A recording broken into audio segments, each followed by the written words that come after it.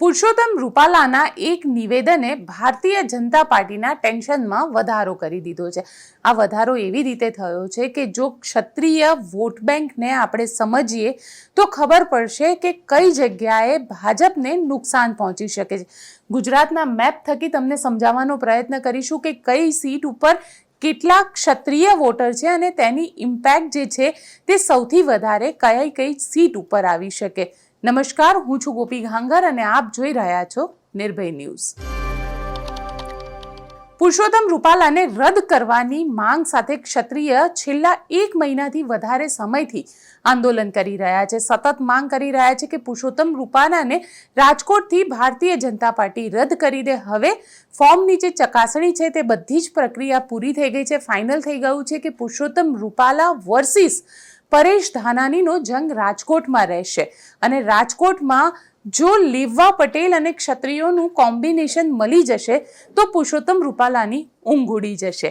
આજે સમજીએ કે ક્ષત્રિય સીટો કઈ જગ્યાએ છે ગુજરાતની અંદર અને તેની જે ઇમ્પેક્ટ છે એટલે કે વોટની અંદર જો એને કન્વર્ટ કરીએ તો ભારતીય જનતા પાર્ટીની ઊંઘ કઈ સીટ ઉડાડી શકે તે આ ગુજરાતના મેપથી આપણે સમજવાનો પ્રયત્ન કરીએ. સૌથી પહેલાં તો કચ્છની વાત કરીએ કે કચ્છની જે સીટ છે, કચ્છની અંદર ખાસ કરીને જે મુન્દ્રાનો વિસ્તાર છે તે આખો વિસ્તાર ક્ષત્રિય બહુલ છે. એટલે કે અબડાસા, મુન્દ્રા આ બધી જે વિધાનસભાની સીટ છે આ બધી જ સીટ ક્ષત્રિય બાહુલ સીટ કહેવાય છે અને ત્યાં આગળ 10% જેટલા ક્ષત્રિય જે છે તે આ સીટ ઉપર છે અને તેવામાં ભારતીય જનતા પાર્ટીને નુકસાન 100% થઈ શકે. કારણ કે જો આ સીટ ઉપર ભારતીય જનતા પાર્ટીને ક્ષત્રિય વોટ ન આપે જે રીતે એ લોકો કહી રહ્યા છે અને કોંગ્રેસને વોટ આપે તો કોંગ્રેસને અહીંયા ભારે નુકસાન થાય. કારણ કે 10% જેટલો જે વોટ શેર છે એ ક્ષત્રિયનો છે. સાથે રાજકોટની સીટની વાત કરવામાં આવે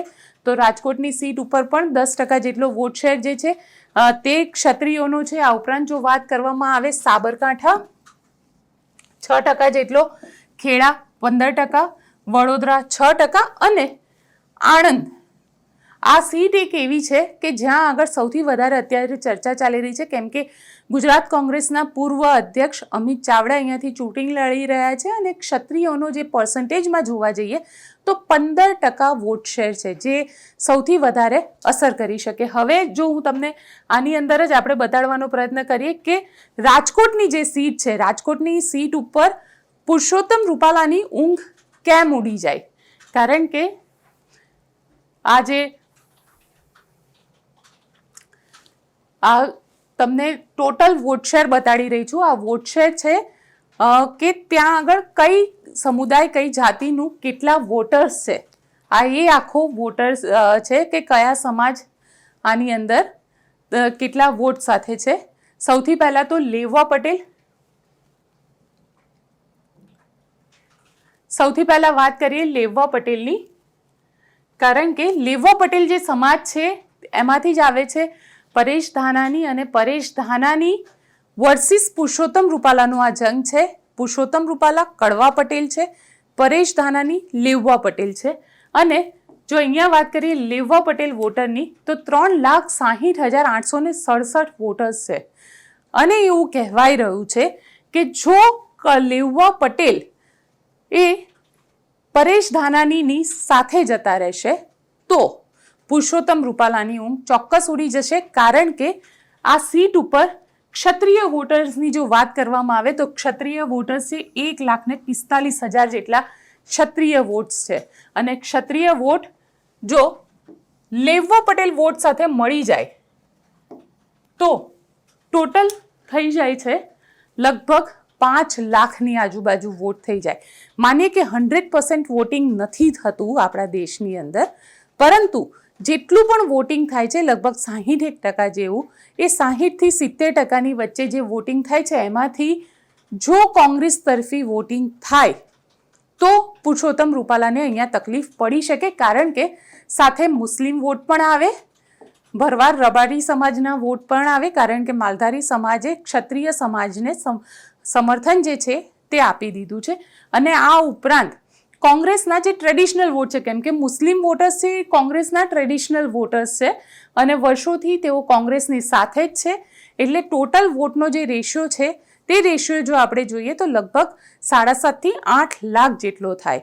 અને તેવામાં પુરુષોત્તમ રૂપાલાને લઈને જે એમનું નિવેદન આવ્યું છે, અને ખાસ કરીને બહુ બેટીને લઈને જે નિવેદન આવેલું છે, તેના કારણે ઘણા બધા અન્ય સમાજ, ના માત્ર ક્ષત્રિય સમાજ પરંતુ અન્ય સમાજની મહિલાઓ પણ નારાજ છે. અને કડવા પટેલનું તમને એક કોમ્બિનેશન પણ બતાડી દઉં, કારણ કે કડવા પટેલ જે વોટર છે તેની સંખ્યા છે 1,91,000.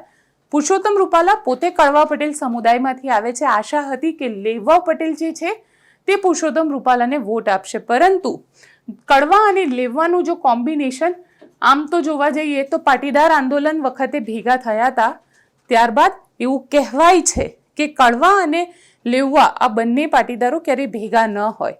અને જે એવામાં પણ જ્યારે લેવા પટેલની એક ટિકિટ આપવામાં આવી છે જે કોંગ્રેસે આપી છે, અને કડવા પટેલ જે પુરુષોત્તમ રૂપાલાને ભારતીય જનતા પાર્ટીએ ટિકિટ આપી છે. આમ તો બંને નેતા બહારી કહેવાય છે, અમરેલીથી આયાત કરવામાં આવેલા છે, એટલે ક્યાંય આયાતી વાળું જે ટેક્સ છે એ અહીંયા નથી લાગતું. પરંતુ હા, એ ચોક્કસ છે કે જો વોટનો આ જે પર્સન્ટેજ છે એ પ્રમાણે જો વોટિંગ થાય, જે રીતનું કાસ્ટ કોમ્બિનેશન અહીંયા આપણને દેખાઈ રહ્યું છે, એ કાસ્ટ કોમ્બિનેશન પ્રમાણે વોટિંગ થાય તો રાજકોટની સીટ ઉપર રૂપાલા માટે ટેન્શન ચોક્કસથી વધી શકે.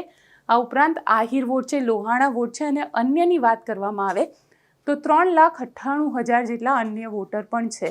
એટલે આ વોટ કઈ બાજુ જશે તે કહેવું અત્યારે મુશ્કેલ છે, પરંતુ હા, એટલું ચોક્કસ છે કે ક્ષત્રિય સમાજની નારાજગી રૂપાલાનું ટેન્શન વધારી રહી છે.